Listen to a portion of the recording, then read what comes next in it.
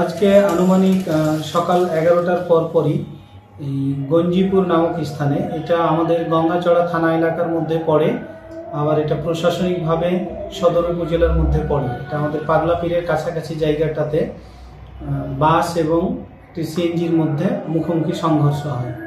তো সংঘর্ষ হলে ওখানে ঘটনাস্থলে একজন মারা যায়, আর আশঙ্কাজনক অবস্থায় 3 জন ছিল। এই 3 জনকে রংপুর মেডিকেল কলেজ হাসপাতালে নিয়ে আসার পথের মধ্যেই আরেকজন মারা যায়।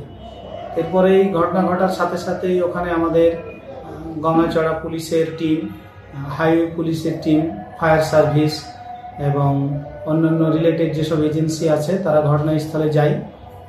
ঘটনাস্থলে যাওয়ার পরে পরিস্থিতি এখন নিয়ন্ত্রণে আছে, যান চলাচল স্বাভাবিক আছে, তো এবং পরবর্তীতে যেন স্বাভাবিক থাকে সে অনুযায়ী আমরা ব্যবস্থা গ্রহণ করতেছি।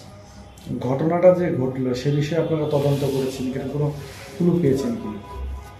ঘটনাটা এখন পর্যন্ত এটুকুই জানতে পেরেছি যে যখন বাস এবং সিএনজি একটা আরেকটাকে ক্রস করার সময় তাদের অসাবধানতাবশত বা দুর্ঘটনাবশত সংঘর্ষটা হয়। তবে এই বিষয়ে এখনো আপাতত আহতদেরকে চিকিৎসা দেওয়া, হসপিটালে নিয়ে আসা, রোড ক্লিয়ার রাখা, এই বিষয়গুলো নিয়ে আমরা মেইনলি কাজ করতেছি এবং এগুলো পরবর্তীতে আরো তদন্ত করলে এই বিষয়ে বিস্তারিত বোঝা যাবে যে আসলে অ্যাক্সিডেন্টটা কেন হলো।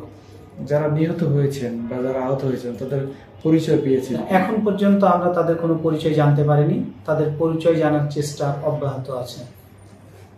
স্যার, ওইখানে ওই রাস্তায় বাসের পারমিট, সিএনজির পারমিট আছে নাকি, এই বিষয়ে একটু বললে? এটা একটা মেইন রোড, এই রাস্তা দিয়ে নিয়মিতভাবে বাস চলাচল করে, তবে বাস চলাচলের পারমিট ওই রাস্তা দিয়ে আছে। এখন আপনারা জানেন যে সারা দেশেই কোনো হাইওয়েতে 3 হুইলার চলাচলের কোনো অনুমতি নাই। এখন পার্টিকুলারলি এই রাস্তার বিষয়টুকু এটা আমরা খতিয়ে দেখছি।